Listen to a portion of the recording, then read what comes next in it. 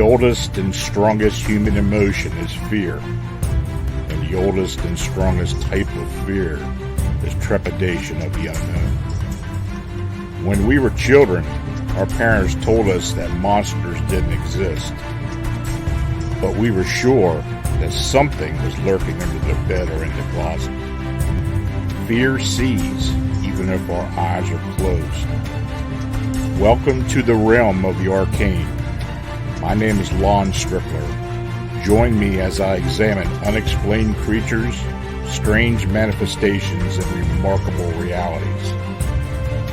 Imagine this next hour as a voyage of discovery to strange lands, seeking not for new territory, but for new knowledge of the supernatural. Come on board as we begin this adventure together.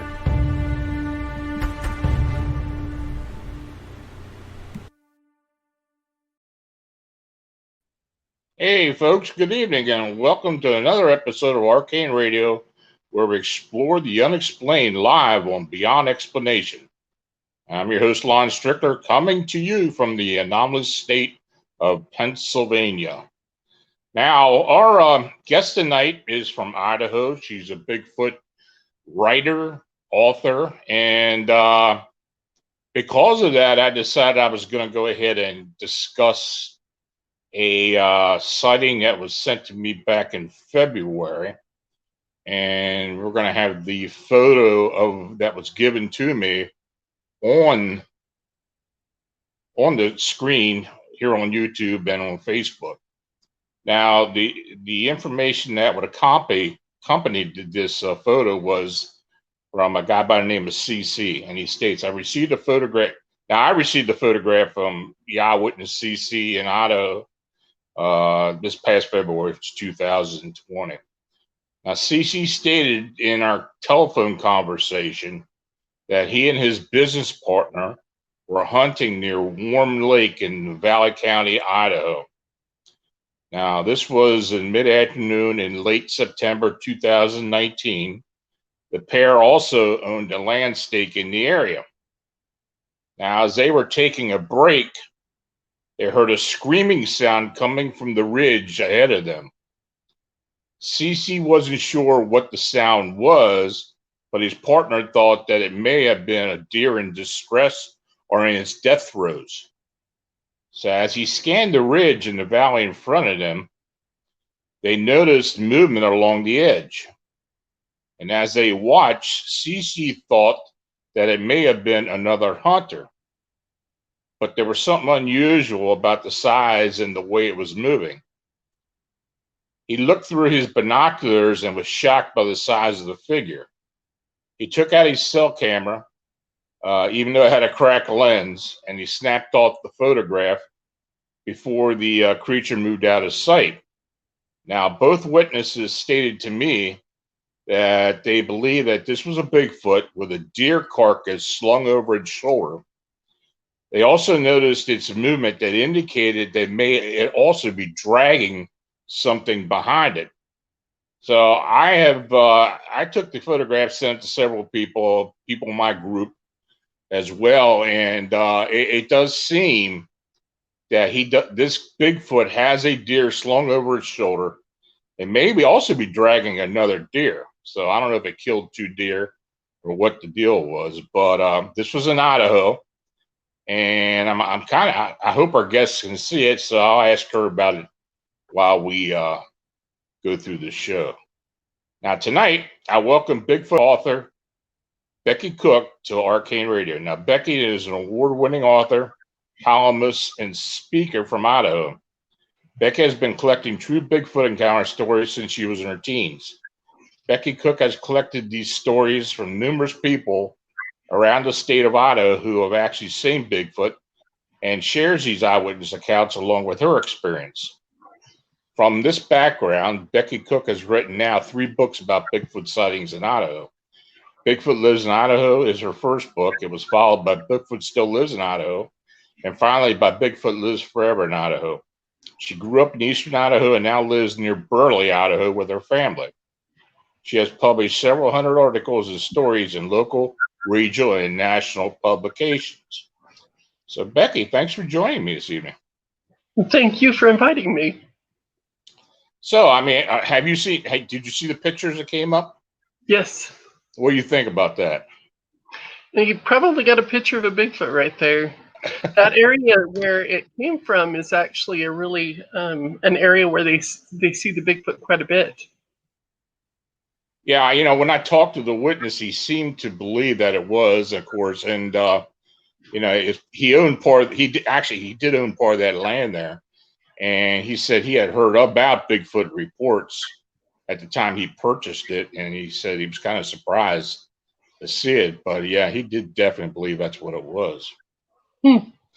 So, tell us a bit about Becky Cook. What got you involved with Bigfoot, and to what degree of interest do you have, and do you have an experience? So I was born on the Shoshone-Bannock Indian Reservation. I'm not native, and my father was a policeman with the Pocatello Police Department, which is just to the south of the reservation. So starting when I was a little kid, whenever the Port Hall Indian Police needed some help, they would call my father. He acted as the liaison police officer between the two police departments. And the Indians trust my dad because he's as honest as he can be.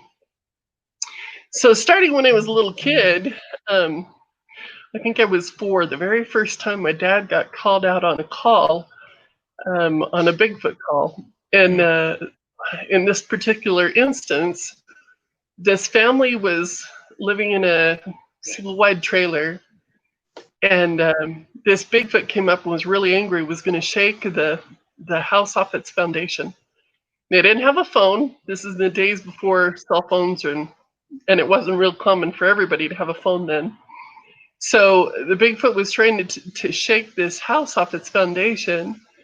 And so the people waited until the Bigfoot went around the back of the house, and then they all ran out and got in the car, went down to the police station, and a couple of cars and policemen were sent out after them. So by the time the policemen got there, the Bigfoot was gone, but it had also dismantled the pump house, and there was big footprints in the mud and all sorts of crazy things there that they could see. And so they tracked it down to the canal where they actually ran into it, and they said it was head and shoulders taller than the tree it was standing behind, and it was yelling at them. So the Indians believe that if it's not causing an imminent threat, they're going to leave it alone. So they backed off, and after a while, it left the area.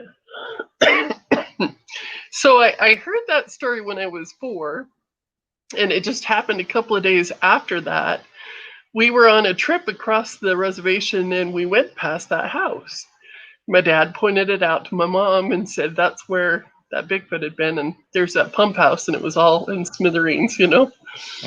And so I heard that when I was 4, and then in 2012, I was writing my first book, and I happened upon this lady I was interviewing, and I told her about this story that happened a long time before, and she said, so you didn't hear the rest of the story then? And I said, wait, there's a rest of the story? And she says, yeah. She said the guy who lived in that house had taken a pot shot at a juvenile Bigfoot and drawn blood. And then a day or so later is when this other Bigfoot came in and tried to shake down the house. And I said, wow. So basically this is like Mama Bigfoot coming down and saying, leave my kids alone. And I said, so what happened to the guy? And she said, he moved out of the area because he was afraid that the Bigfoot would come back. And I thought, that's interesting. That's interesting. So that was like the very first time I had heard or seen of the Bigfoot. And then as I got older, I was about 15 when we found a set of footprints, about 3 miles away from our home.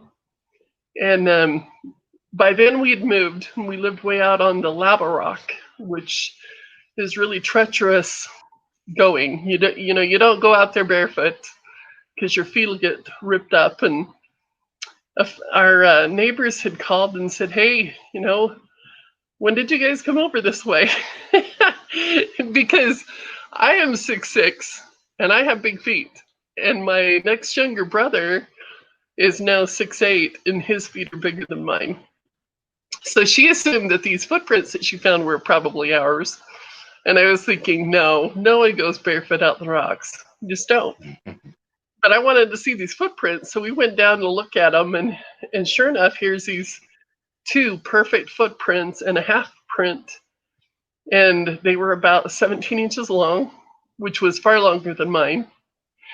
And you could tell that, it was completely barefoot, and the foot had spread just a little bit because it was running barefoot, and it was just pretty cool. It was just pretty cool to see these footprints.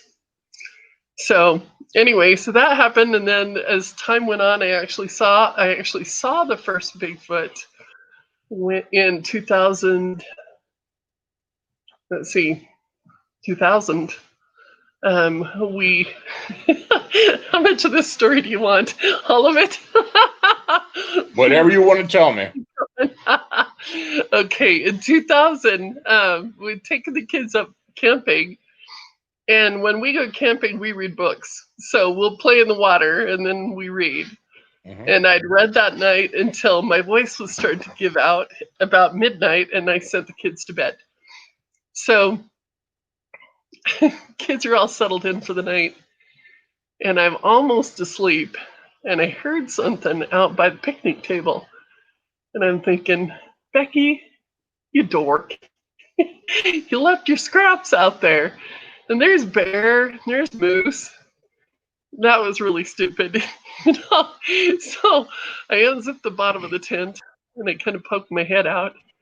And there was this being there that was bent over, eating these scraps. And its back was level with the top of the table. And all you could see color-wise was that it was dark. And then it had this silver sheen across its back. And so, your mind says, skunk, badger. Definitely not a skunk, too big. Definitely not a badger. So I didn't know what to think of it. And it's sitting out there, and I said, what are you doing out there? And it put one hand down like a football player and just ran forward on 2 legs. And I thought, what the heck was that? Wow, what the heck was that? It wasn't that far from me. It was like 20 some odd feet away, in the moonlight. You could see it pretty clearly. So that happened. And then we started finding all these footprints in our yard, and all of them were like 15, 16, 17 inches long. Mm-hmm. And we were finding a lot of them. Like once a week, we would find a new footprint in the yard somewhere. And it was just kind of cool to me to know that these Bigfoot were around all the time, and maybe I just hadn't been aware of it before. So anyway, so I started collecting these stories, and I actually started collecting the stories way back in high school just for the intent of, gosh, these are cool stories. And then as I've gotten older, it's been more for, put them in a book and let other people read them too, because they are cool stories. Interesting. Man, I don't know what I'd do if I had to see that many footprints out in my yard. That's amazing. How many encounters have you had? Is that the only one, or? Let me think. I would have to really think about that. Mm-hmm. The last time there was 7 of us humans, and we saw 3 of them all at once during the daytime. Yeah. Really? And then I've seen them multiple times, just single. So I'm not sure. Like maybe 15 times, something like that. Is that right? 15 times, yeah. It's amazing. Yep. Yeah, you don't really hear a whole lot about pod groups or family groups other than in the in Pacific Northwest, further west of you. Yeah. But as far as Idaho goes, that's pretty amazing. Was this a mountainous area, or was this mostly rolling hills? And you talk about the Oh, rocks. Are they like volcanic rock? the area where I grew up was, yeah, it's volcanic rock. But this Yeah. area where we were finding a bunch of the footprints, by then I had moved, and had a bunch of kids. And it's this high valley that's nestled in a bunch of mountainous area. Very pretty, very green. We had gone up and taken a picnic, and we were just out enjoying the sunshine. Everybody had their lawn chair and just sitting there. And my one friend had her drum with her, and so she was playing her drum and singing, and a couple of kids are singing too. And she said, "Hey, there's one." Hmm. And there's two, and there's three. And so the one was like 25 feet away to the right of me, and then the other two were like 22 feet ish straight up the mountain in front of us. Mm, So, and the one was interesting. huge. People are like, "How big was it?" I don't know. It was just huge, but all you could see from even 25 feet away was just part of his chest and his arm and most of his face. Wow. I have had sighting reports, and I've talked to people who have had encounters in areas where there's a lot of volcanic rock. Now, I don't know if there's a reason behind that, and it's funny because one of these people had a trailer, and this thing literally went and picked up the trailer and pulled it pushed it off the foundation. Mm. And and that's funny that you mentioned that. But yeah, for whatever reason, and this guy had a horse farm, and I'm trying to remember where it was at. I kind of believe it was in central Washington somewhere. I'm not exactly sure. It wasn't towards the coast, but it was a little further in. And yeah, and but a lot of these, I have had a lot of sighting reports in these areas where there's a lot of volcanic rock. And I don't know if there's a reason behind that, but it was interesting that you had mentioned that. I know when I originally interviewed Dr. Meldrum, Jeff Meldrum, who Mm-hmm. does all the studies, he initially said that you'd find them mostly in the mountains. He didn't think you'd find them down on the flats, but I found quite a few stories of people who found them out on sagebrush, out on the flat, out in the dirt, where honestly there's no place to hide. There's really nothing to hide, and they just travel across that area and go Mm-hmm. about their business. Well, of course, yeah. Now, your belief of Bigfoot is that it is an actual indigenous flesh and blood being, from what I'm hearing from you.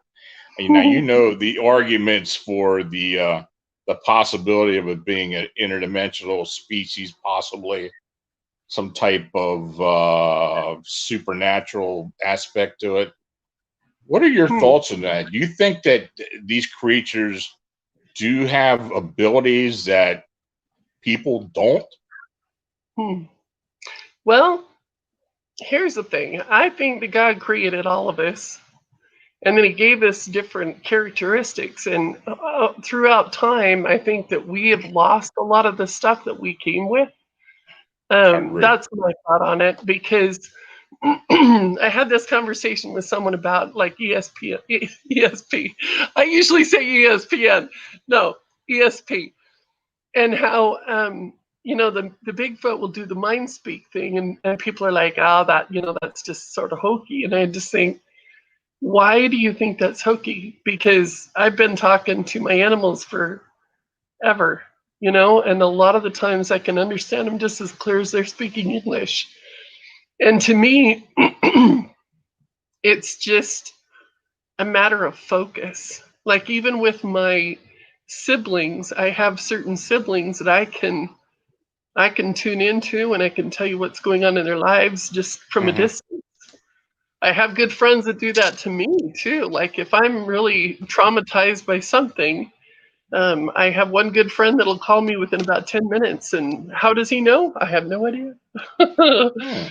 But Oh, that's interesting. yeah, it's just so I believe that they are spiritual beings in the same way that we are spiritual beings. But I also believe that they've kept a lot of the gifts that Heavenly Father gave them that maybe we have or have had, but haven't tapped into for a really long time or multiple generations back or whatever. So that's kind of my take on that. And and you can throw in all this stuff about the portals and everything else, and Yeah. people think, oh, that's just kind of weird. Well, I thought that was too until I started interviewing people and found people who had been through the portals and um, scared the snot out of them. And I've actually been to the lip of one or two of the portals and can tell you I didn't want to go through them. Is that It messes right? with your brain. It feels really weird. It feels like you're going into a negative gravity. So it just like you can't quite stand upright. It just feels weird. Like all of a sudden you're dizzy and you're not, Yeah. and So one of the fellows that I interviewed, he had been following a Bigfoot, and of course Bigfoot walk a lot faster than people do. And he was on this rolling hill going up and down and up and down, and he said he'd wait till the Bigfoot crossed over the top of the hill, and then he'd run to catch up, and then he'd slow down and inch over the top and watch. And as soon as the Bigfoot went across the next thing, he'd hurry up and catch up. Well, he went across one of the tops of this mountain. He was all of a sudden not in Idaho anymore. He said it was in rainforest and great big leaves, green, dripping plants, and it freaked him right out. Mm. So he said he turned around and he ran back out, and he was back out to sagebrush. And I said, "Wow, that's pretty wild." I said, "So do you know where the Bigfoot went?" And he said, "I didn't care. I was worried that I would get stuck there if I Hmm. didn't go back out the way I came in." So, I have met very few people that have experienced a portal. Now, I have myself, but in my instance, it was something entirely different. It had nothing to do with Bigfoot. It was something to do with an investigation or sensing a spirit energy, which I'm intuitive, so I can occasionally do. And I have encountered these portals.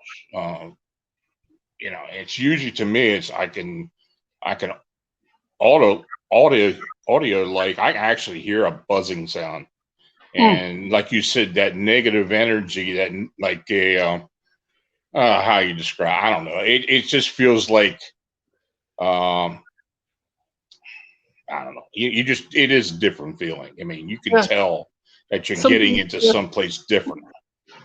Well, they have the Montana Vortex up there in Montana Right. that they've said.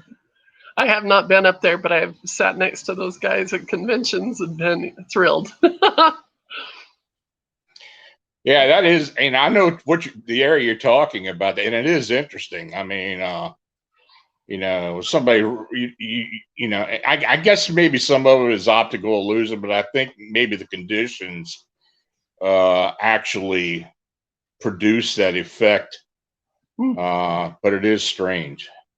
Yeah. So you're not entirely negative as to a Bigfoot or any other cryptid having some type of abilities that we just don't understand.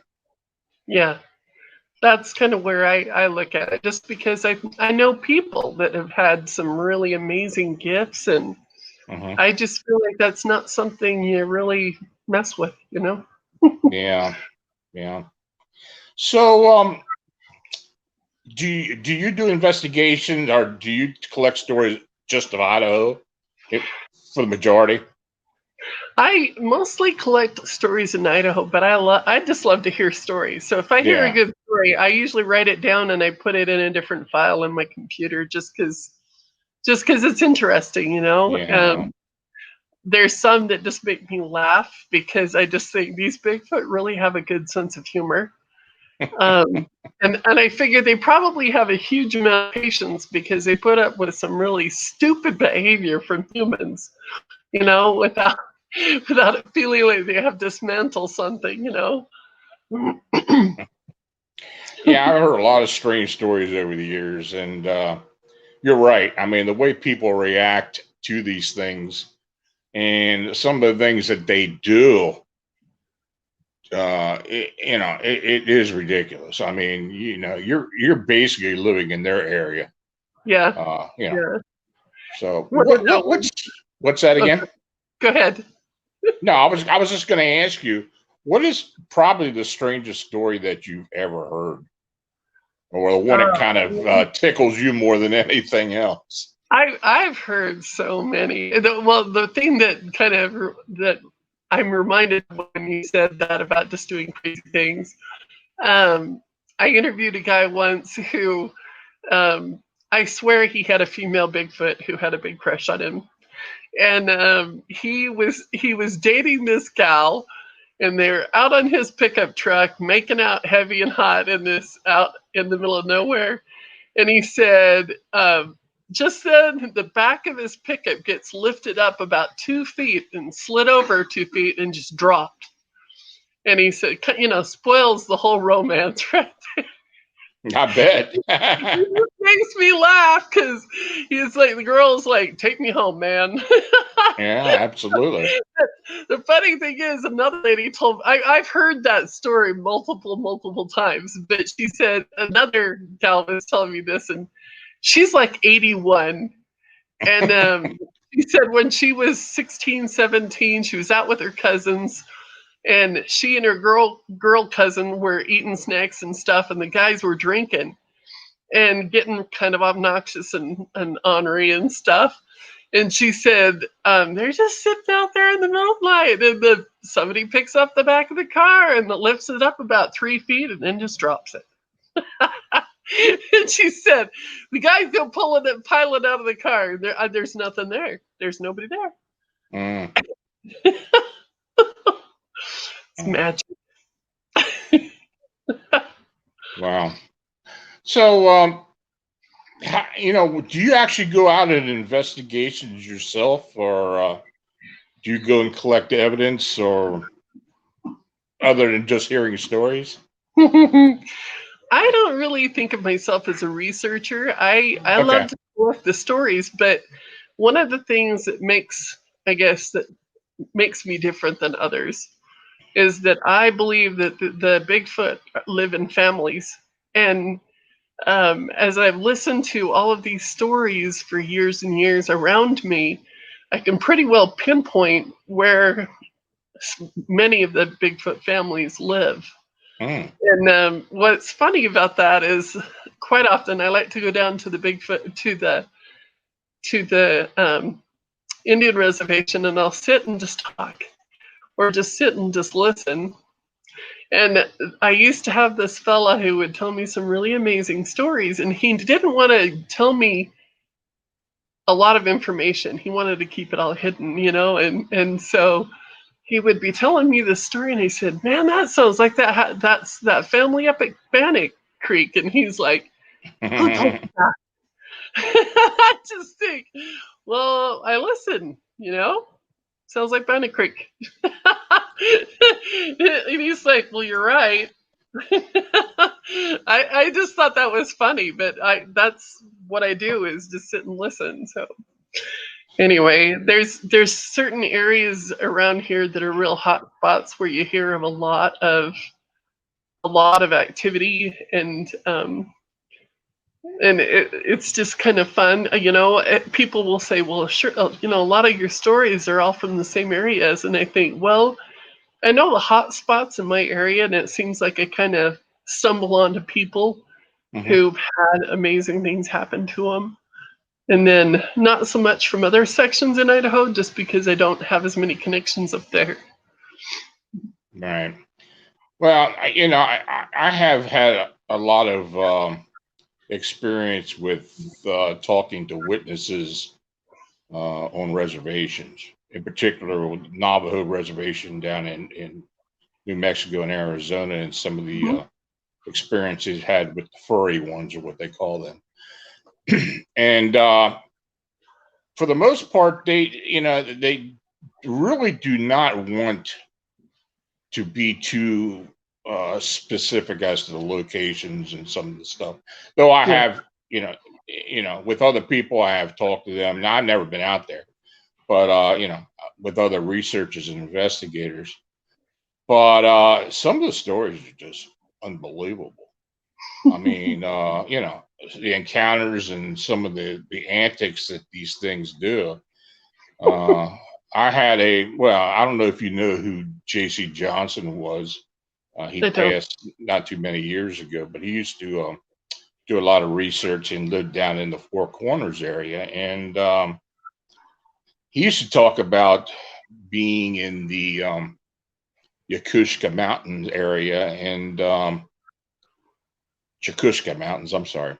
And some of the encounters that he had there, where these things would just actually just sit out there and throw rocks and small pebbles at you all night long, and just to get stir a reaction.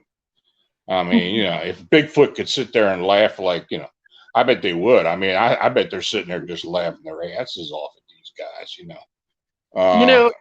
One of the things that surprises me is that they spend so much time around us, and most of the time people aren't even aware of it. Oh yeah. Either they're on their phones, or they're just not paying attention. And there's been times when I've found footprints, in really highly populated areas, and I just think, why isn't someone else seeing this? Do they just not even notice? They just don't pay attention. I have heard that so many times from people. I actually believe that some people are predisposed to being able to see these things. And I don't know if it's something that is wired into them, that they have the ability to, I don't say sense, but they're able to actually see them, or they're able to see the evidence as opposed to other people. Especially nowadays, everybody got their face stuck in their cell phone, or they're looking down and not looking up. I mean, it's interesting, revelations. But I've also heard people that have said they've actually been following a specific Bigfoot, and it would just suddenly disappear, and they just don't have any rhyme or reason as to where this thing went. There was no place for it to duck into, do they have the ability to cloak? Do they have the ability to possibly disappear? Maybe go through some type, open a portal up of some type? I mean, that's the big question. I mean, and we do, I've heard these stories for 40 years now. I mean, that these things just show up and then they disappear. Well, maybe there is some ability to make themselves unseen by certain people. I started getting this theory, years ago when I was interviewing people. And so I have this question that I normally ask everyone I interview. Somewhere near the end of the interview, I'll just say, so have you ever had a near-death experience? And, it's running about, say, 70% of the people who remember that they've had a near-death experience, because my thought on that is that if you've gone past the the point where you almost died and then came back, I feel like you pick up some extrasensory stuff that maybe others miss. I do know where you were talking about how they just disappeared. I know I was talking to a little Indian gal, and she said that she watched the Bigfoot walk through a flock of wild turkeys, and the turkeys didn't startle at all. So she said it's just, I guess, maybe being one with nature or whatever. I don't know. I have heard something similar to that before. I know there's a guy I know down in the hill country in Texas. And he's got a ranch, and he talks about seeing the local Bigfoot just walking among the sheep on his ranch, just like there's Mhm. nothing there. Yeah. Even the cattle. I mean, now he did say on occasion he has actually seen one of the Bigfoot actually sitting in a pen, basically playing with one of these sheep. So I don't know if it's actually that they just are so used to each other, or if there's something else behind that. You hear all these encounters, and you gotta wonder, what are we missing? I mean, there's something that we just don't get, as far as nature goes. Though we may have at one point, but we don't now. Yeah. I know that one of the things that bothers me a lot when I talk to people is how fearful people are. And Hmm. it's, I guess we've grown up in an era where, people go out on purpose to be scared. They go to the haunted mansions and haunted houses. They like going to horror shows or whatever, and on purpose you go to get scared. So when you're going into the woods, if you expect to be scared, you're going to run into something that scares you, because that's the purpose of going in to be scared. And I look at it the other way, and I just think, we have this beautiful earth. We have some amazing things out there. And if you go out to just actually just enjoy the beauty, you're going to find something to appreciate. So I just, I get Oh, being tall myself, I'm 6'6". So being tall myself, I have run into a lot of people, women specifically, who are like 5'2", 5'3". They are scared of me by virtue of the fact that I'm tall. And I'm not that scary. I'm making a point when I watch someone's face, hmm. and if they act like they're scared, I immediately sit down so that I'm on their level, because it's a fear factor thing. They're scared. Yeah, yeah. So when I interview people and they're like, "Oh my gosh, it was huge," and I just think, "Okay, so how tall was it?" "Oh, it was at least 7.5, 8 feet tall." And I just think, "Okay, so did you have any method of comparison to arrive at that measurement?" What's been interesting to me is that those that have been able to measure them against something like a tree or whatever, they found out that they're actually taller than that. But Mm. it's a height thing. Like my sisters are all 6 inches shorter than I am. But a lot of people, if they run into us, they think, "Well, you guys are all tall." And I think, well, okay, they're tall, but I'm extraordinarily tall. Yeah, It's just it's a height thing. It's to me, the height part is not something to be scared of. right. I've been really blessed to be able to talk to some people who literally are still having nightmares after having run into a Bigfoot, and I just think, okay, so let's break this down. What happened? And they told me what happened, and I just said, it really sounds to me like they weren't trying to scare you, but they were merely curious about what you were doing. And if you Mm. can look at that experience with throw in the curiosity factor, I think you'll see that a little bit different. And I talked to one guy, just a couple of weeks ago, and he's like, "Thank you. Thank you for saying that," because he said, "This happened a year ago, and I've still been having nightmares." And Mm-hmm. wow. It does affect people. It really does. Yeah, just not Bigfoot, but anything unexplained. Uh, I guess I'm so used to hearing about it, and I have had encounters, and it just doesn't hit me as much as it does other people. And you mentioned earlier about people going out into the woods or wherever and looking for something. That's just like these Yeah. people that go out Bigfoot hunters are out there looking for Bigfoot, and they just very rarely find one. But the people that do see a Bigfoot are another type of cryptid, are out there just enjoying themselves for no reason. And I think that their maybe their attitude, their the way they carry themselves and less threatening, maybe that's why they are able to see these beings. There was a fellow I interviewed. Actually, I was standing in a group of older folks, and I just kind of threw out a random question. Hey, have anybody around here ever seen a Bigfoot? And they josh a lot, and they it's all, oh, this is Becky, she's just silly, And this one guy just kind of made a funny expression, and a couple of days later, he said, I ran into a Bigfoot.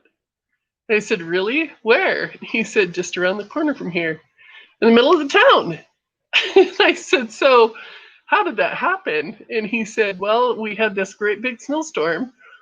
And he said, I wanted to go check on a couple of widows I knew. So I'm on my snowmobile and went around, checked on them, made sure that everybody had firewood and whatnot. And he said, I was coming home, and here was this Bigfoot standing in the middle of the road. And I said, so what color was he? And he says, he was kind of silver gray, kind of like a dirty gray.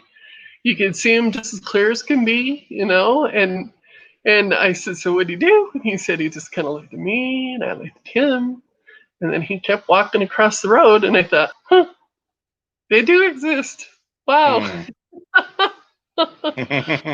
He's also one of the few people.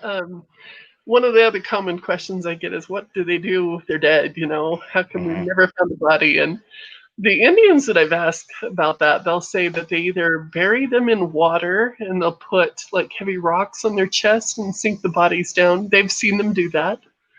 Or they will bury them like we do. So the same guy was saying that he was a Boy Scout leader, and he'd taken the guys on a 50-mile hike way out in the middle of nowhere. It's a beautiful hike, by the way. Highly recommended, Idaho. So they were about the midpoint in their week. So they'd been out probably about 22 miles, he said. And up in these hills, and they'd set up camp, and the guys were just running around and playing and stuff. And they come running back, and they're like, you got to see this. You got to see this. And they led him over to this place that was surrounded by bushes, and right in the middle, there were these 5 graves. They were all about 10 feet long. And there was limited vegetation growing over the top of them. But they, he figured that they must have been put there like sometime the last year, the fall of the year before. So the kids were just freaking out. Oh my gosh, there's an axe murderer up here. And he's like, now think about this. What axe murderer is going to kill somebody and drag them up 22 miles out of nowhere just to bury him up here? We're probably safe. These are old graves. We're going to leave them alone now. Back away from the graves. Anyway, so he told me that story, and I just thought, that's pretty dang cool. It's people who tell me these stories like this, I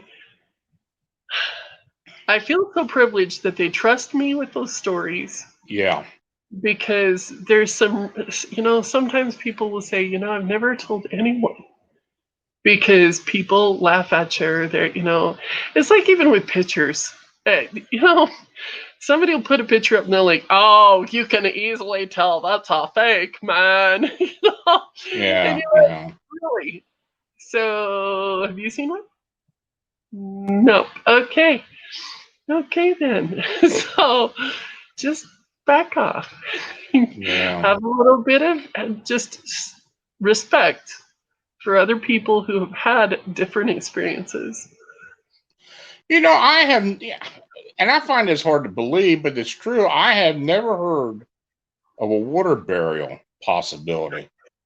And you've had several people tell you that? Yeah. Oh, even better than that. People always say that the Bigfoot stink. Well, You you know, think about it. If we didn't take showers regularly, we sure. would probably stink too. But I actually got this really cool report about a Bigfoot taking a shower too. So these two little girls um, had gone to the convenience store to spend their $2 in change, you know. And on the way back, their bicycles ran over some puncture weed and got flat tires. So they were taking a cutoff to their house, which was right along the edge of a canal. And this gal was saying, we could hear something in front of us singing. And she said, only it didn't sound like anything I'd ever heard before. And she said, we got up a little closer, and there was this place where the stream of water comes off the top of the hill and down into the canal. And Hmm. she said, there was a Bigfoot standing there under the stream of water. And she said, we sat there and we watched it for a while, and then I convinced my friend, let's go sneak home and tell dad. So they did. And I just thought, you know what, that is actually pretty dang cool.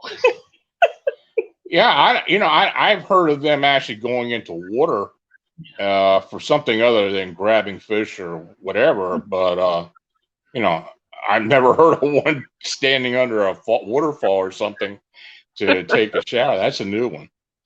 You were raised around native people. Um, Overall, do they look at these Bigfoot or Sasquatch or whatever you want to call them as actual beings or more spiritual than anything else? They treat almost everything like a spiritual entity. And um, it's one of the things that I actually miss a lot of, because they treat people with respect far more than I think we as people treat other people with Yeah, respect. yeah, So they just, if it's not hurting you, don't mess with it. But in the same aspect, like if they go out and they're going hunting, it's for food. It's not for sport, you hmm, know? And I've seen an awful lot of white people are like, they've got 3 freezers at home. They're all full of meat, but they got to go out and go hunting because they got a tag this year, you know? And I yeah. just think, what's the purpose in that? Really, what's the purpose in that? I used to do a lot of hunting at one point, but I almost got to the point like to that thought, or well, what am I out here doing? Um, when you're young, that doesn't bother you. I'll be quite honest with you.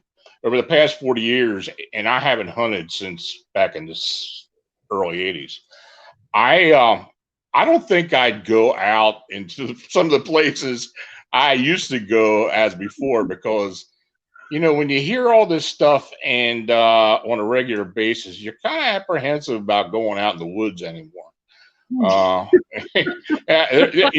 there have been some instances where I have been out there, and let's say I'd be squirrel hunting and I'm sitting and watching a tree. I'd hear some of the strangest noises that I couldn't even figure what it was. Yeah. And back then, Bigfoot. What the hell's a Bigfoot? But maybe, because these are areas where I have gotten reports from since that time. So it makes you think, wonder, Mom, maybe I did have an encounter. Maybe at that point, maybe it was there and I just didn't recognize it or whatever. Yeah.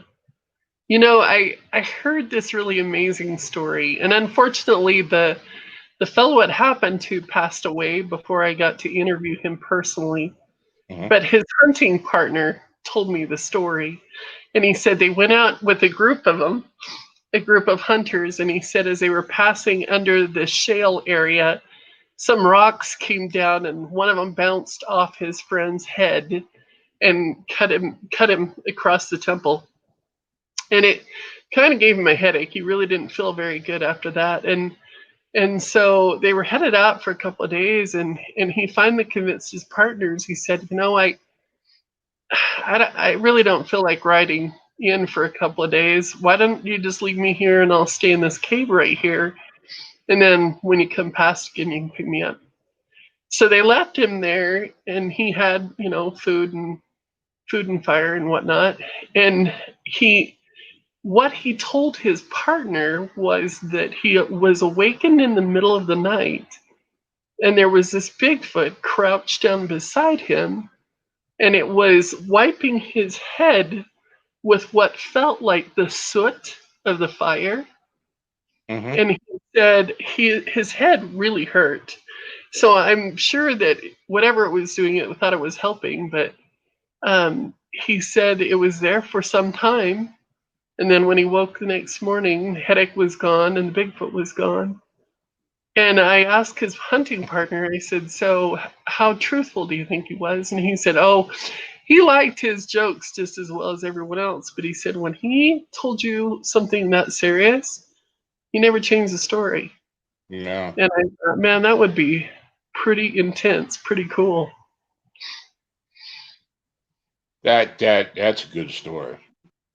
I have heard a few stories from people where it did seem like they were actually trying to help.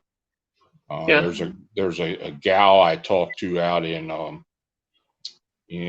eastern New Mexico. She lives close to the Texas border, and she's had a couple run-ins with Bigfoot. And she said that when she was younger, she had actually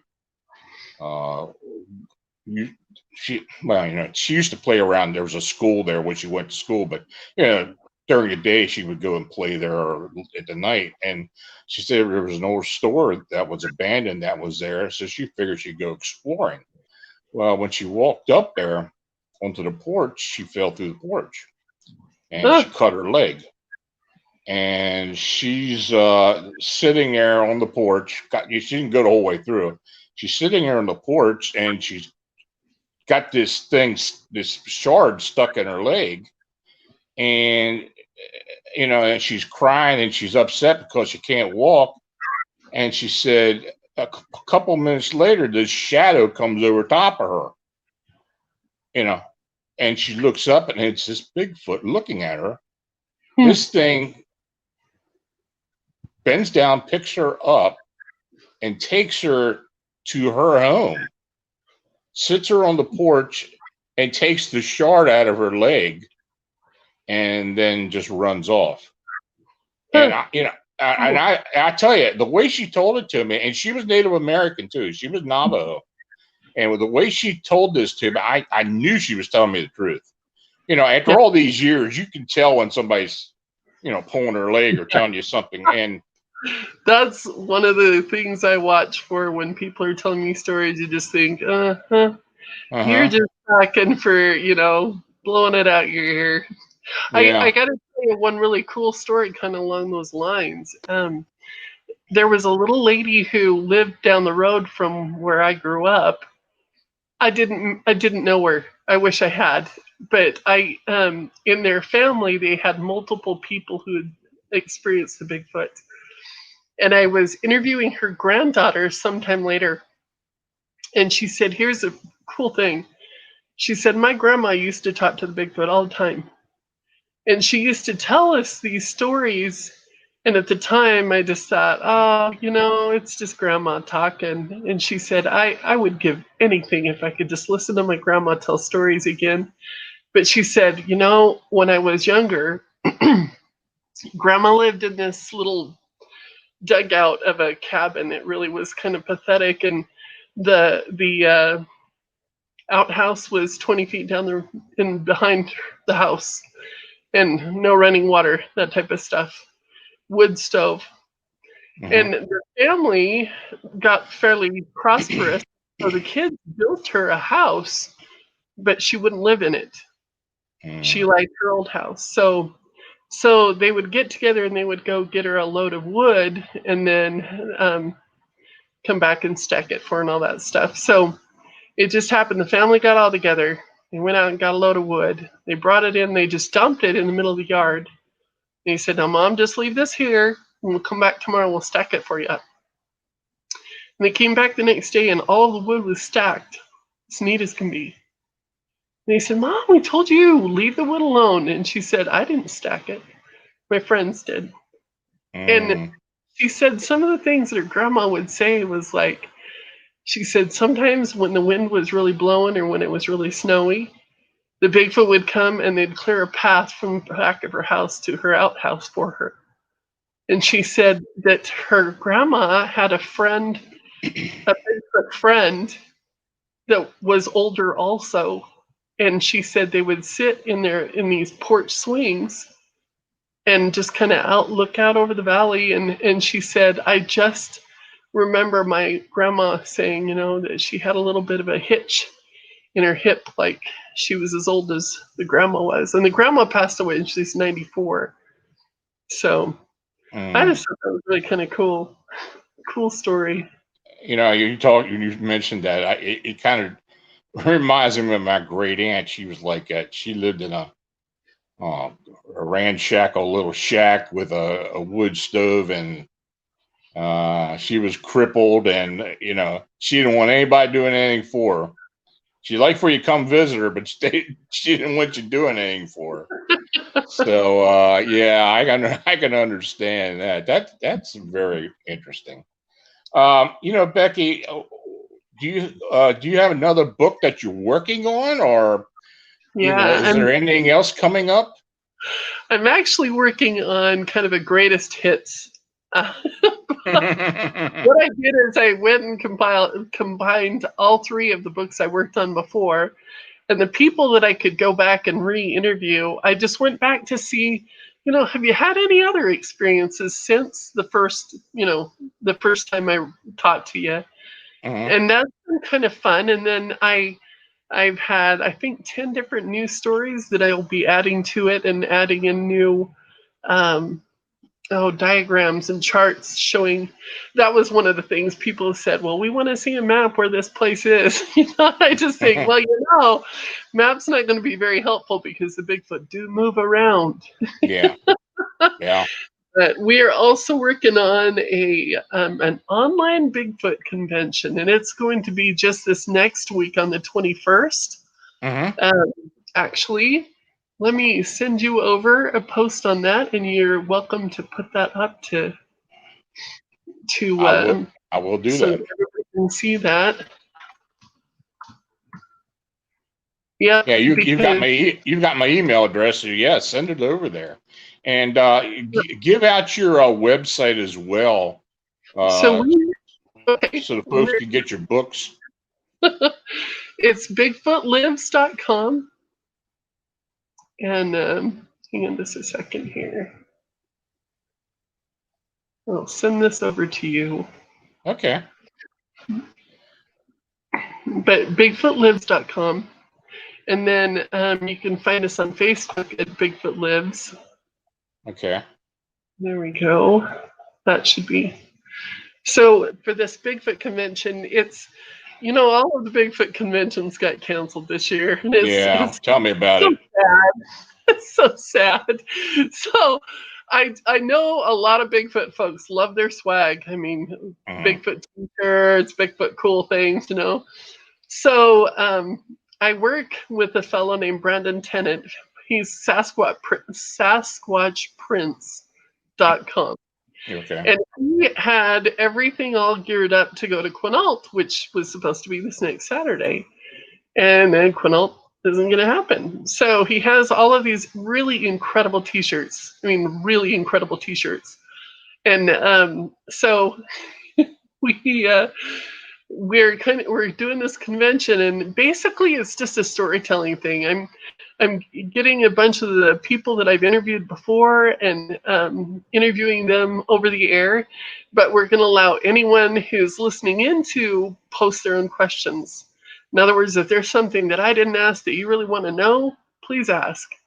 And we're going to do that just completely live, but we'll record it. And we're seriously just going to have some fun. I'm going to give away some prizes and